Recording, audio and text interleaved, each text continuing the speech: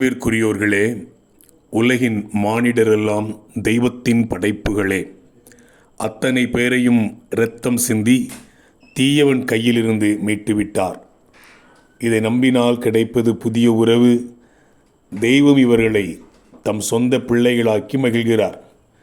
யோவான் 1:12 அவருடைய நாமத்தின் மேல் விசுவாசம் உள்ளவர்களாய் அவரை ஏற்றுக்கொண்டவர்கள் எத்தனை பேர்களோ அத்தனை பேர்களும் தேவனுடைய பிள்ளைகளாகும்படி அவர்களுக்கு அதிகாரம் கொடுத்தார்.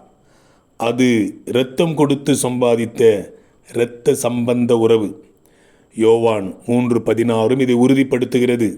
தேவன் தம்முடைய ஒரே பேரான குமாரனை விசுவாசிக்கிறவன் எவனோ அவன் கெட்டுப்போகாமல் நித்திய ஜீவனை அடையும்படிக்கு அவரை தந்துருளி இவ்வளவாய் அன்பு கூர்ந்தார். ஏன் இந்த உறவு?